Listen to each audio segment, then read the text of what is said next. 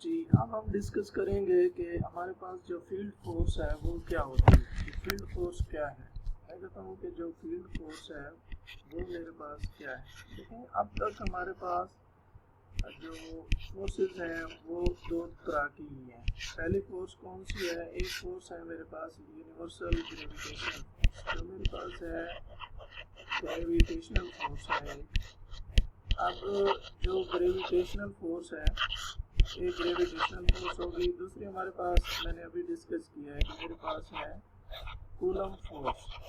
अब जो मेरे पास कूलम फोर्स है, अब ये दोनों फोर्सेस, क्वेश्चन ये है कि ये दोनों फोर्सेस आई कहाँ से हैं, और दूसरा क्वेश्चन ये है कि ये जो फोर्सेस हैं ये एक मैच से दूसरे मैच में कैसे ट्रांसफर होती हैं। तो जो ग्रेविटेशनल फोर्स और कूलम फोर्स के ओरिजिन की बात जब हम करते हैं कि ये फोर्सेस कहाँ से आई हैं, तो इस बात का अभी तक जवाब नहीं आया कि ये जो दोनों फोर्सेस हैं हमारे पास ये कहाँ से आई हैं। लेकिन इतना पता चल गया है कि ये जो फोर्स होती है, या ग्रेविटेशनल फोर्स है या फिर हमारे पास कूलम फोर्स है, ये एक मैच से दूसरे मैच में ट्रांसफ़र कैसे होती है। तो ये पता हमें कैसे चला कि ये किसी ने बताया कि एक फोर्स दूसरे फोर्स जो है ग्रेविटेशनल फोर्स है या फिर कूलम फोर्स है, ये एक मैच से दूसरे मैच में कैसे ट्रांसफ़र होती है। तो माइकल फैराडे ने हमें बताया कि उसने कहा कि ये जो इलेक्ट्रिक फील्ड का कंसेप्ट है, जिसको बाद में हम फील्ड ऑफ फोर्स कह देते हैं, तो उसने इलेक्ट्रिक फील्ड का कंसेप्ट दिया। अब इलेक्ट्रिक फील्ड का कंसेप्ट उसने ये दिया कि कहीं भी आपने कोई चार्ज रखा है, फर्ज करें मेरे पास क्या है कि ये मेरे पास चार्ज क्यू पड़ा है। अब ये मेरे पास जो चार्ज क्यू पड़ा है, तो कहता है कि ये जहाँ पे कोई भी इलेक्ट्रिक चार्जेस पड़े हैं, जहाँ पे भी इलेक्ट्रिक चार्जेस पड़े हैं, उनके अराउंड क्या होता है, उनके अराउंड मतलब फील्ड होता है। अब एक इलेक्ट्रिक चार्ज है, उसके अराउंड क्या है, फील्ड पड़ा है। आप कह सकते हैं कि ये इसका क्या है, फील्ड है।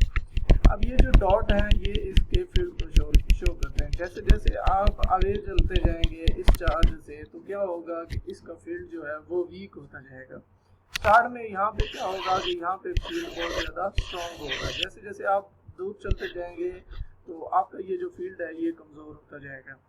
अब इसी फील्ड को उसने फिर क्या कहा कि इसके सराउंडिंग में जितना भी फील्ड मौजूद है, अब इस फील्ड में आपने क्या क्या किया कि अगर आपने इसका फील्ड टेस्ट करना है, आप समझते हैं कि क्या ये जो चार्ज मेरे पास पड़ा है, इस चार्ज के अराउंड जो फील्ड है, मैं इसको टेस्ट करना चाहता हूँ। आप क्या करते हैं कि फिर अगर यही हमारे पास एक चार्ज पड़ा है, आप इसके फील्ड के अराउंड, ये क्यू है, इसके अराउंड आप क्या करते हैं कि आप इसके अराउंड एक और चार्ज ले आते हैं। जब इसके अराउंड आप एक और चार्ज ले आएंगे तो क्या होगा, मैं कहता हूँ कि ये मेरे पास जो चार्ज अब मैं लाने जा रहा हूँ यहाँ पे, मेरे पास ये क्यू नॉट है।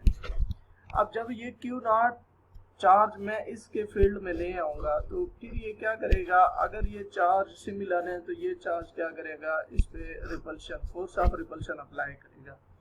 अगर ये दोनों चार्ज डिफरेंट चार्जेस हैं, मतलब एक नेगेटिव है एक पॉजिटिव है, मैं कहता हूँ कि ये पॉजिटिव है ये नेगेटिव है, तो ये इनमें क्या आ जाएगी, अट्रैक्शन आ जाएगी।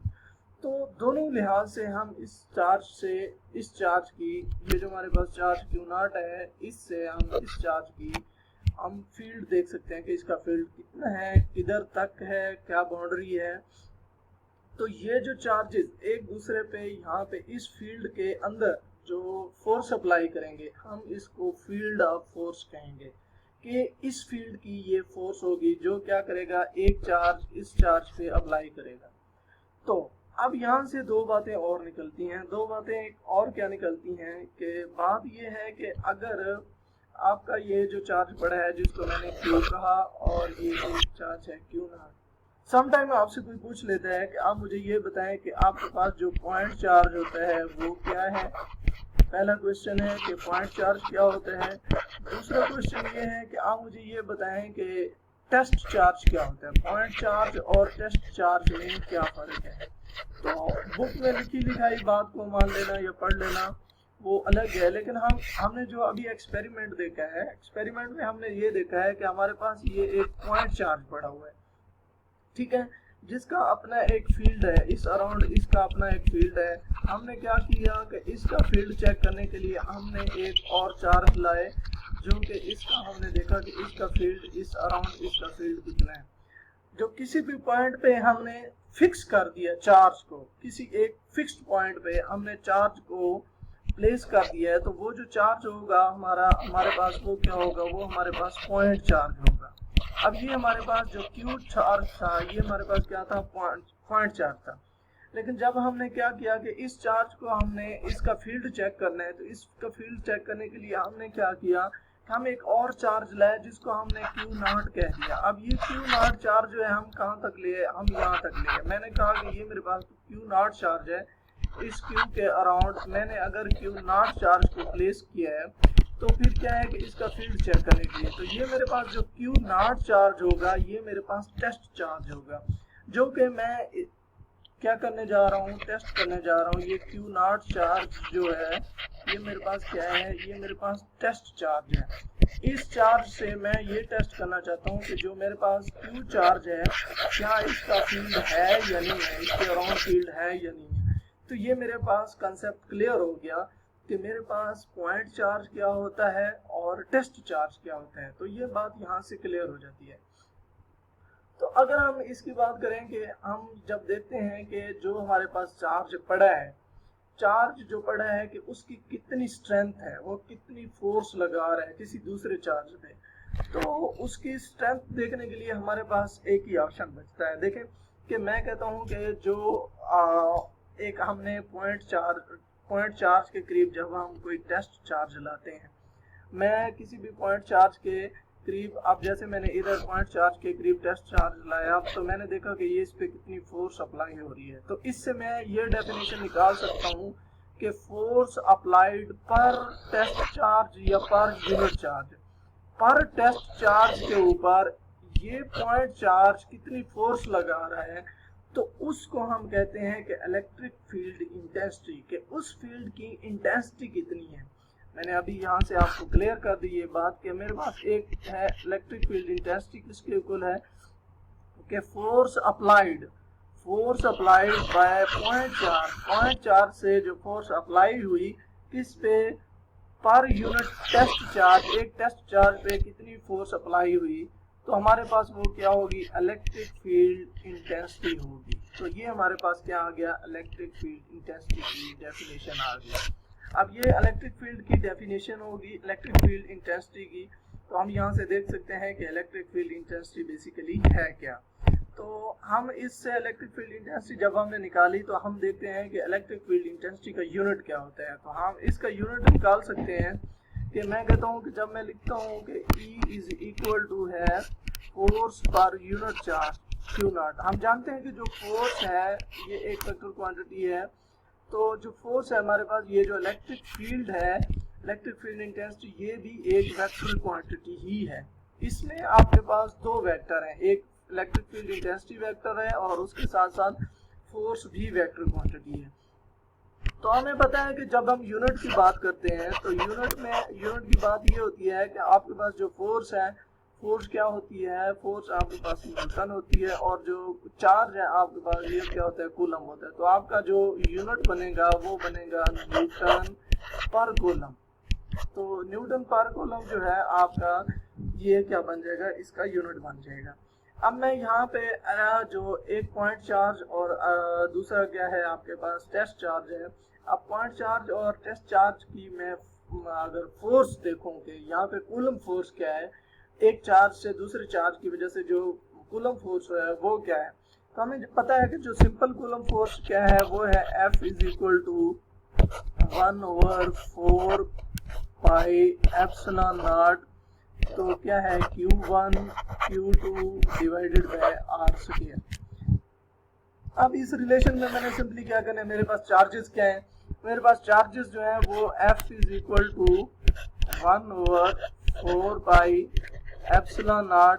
पहला चार्ज क्या है, Q है, दूसरा चार्ज क्या है, Q नॉट है। ये हमारे पास क्या हो गया कि पॉइंट चार्ज हो गया, ये हमारे पास टेस्ट चार्ज हो गया, डिवाइडेड बाय क्या हो गया, द डिस्टेंस बिटवीन देम। तो इनके दरमियान जो डिस्टेंस है उसका स्क्वायर ले लिया हमने, तो R स्क्वायर। तो ये हमारे पास क्या आ गया कि हमारे पास कूलम फोर्स आ गई। अगर हम इसको वेक्टर में लेकर जाते हैं तो सारी बात है, फोर्स को हम वेक्टर करेंगे तो इधर हम डायरेक्शन वेक्टर लगाएंगे, तो ये हमारे पास जो आर होगा ये इसकी डायरेक्शन को बयान करेगा। तो इसी तरह से अगर हम इलेक्ट्रिक फील्ड इंटेंसिटी निकालते हैं इस फोर्स से, अब ये मेरे पास जो फोर्स है इससे मैं क्या निकालता हूँ, इलेक्ट्रिक फील्ड इंटेंसिटी निकालता हूँ। तो मेरे पास एक रिलेशन है Fe is equal to F over Q naught. अब मेरे पास, क्योंकि ये मुझे पता है कि जो मेरे पास फोर्स है उसकी वैल्यू गिवन है जो कि ये है, अब मैं सिंपली इसकी वैल्यू इधर पुट कर दूंगा तो क्या हो जाएगा मेरे पास E इज इक्वल टू हो जाएगा, ये मेरे पास होगा 1 ओवर 4 पाई एप्सिलॉन नॉट, ये होगा Q इंटू क्यू नॉट। अब मेरे पास यहाँ पे डिवीजन में क्या है कि यहाँ पे क्यू नॉट है और उसके साथ क्या है आर स्क्वायर, क्यू नॉट ये वाला यहाँ पे आ जाएगा। अब ये वाला क्यू नॉट इस क्यू नॉट से कैंसिल हो जाएगा, जो रेस्ट ऑफ द इक्वेशन आपके पास बच जाएगी, जो इलेक्ट्रिक फील्ड है वो क्या बच जाएगा आपके पास, इलेक्ट्रिक फील्ड क्योंकि वेक्टर क्वांटिटी है इसके, इसलिए आपने इसके ऊपर एरो का निशान लगाना कभी भी नहीं भूलना। तो उसके साथ क्या है कि आपके पास क्या है 1 ओवर 4 पाई एप्सिलॉन नॉट, तो क्या बन जाएगा Q divided by R square. तो आपके पास ये इक्वेशन जो बन गई है, ये इक्वेशन है इलेक्ट्रिक फील्ड इंटेंसिटी। आपके पास ये इलेक्ट्रिक फील्ड इंटेंसिटी आ जाएगी।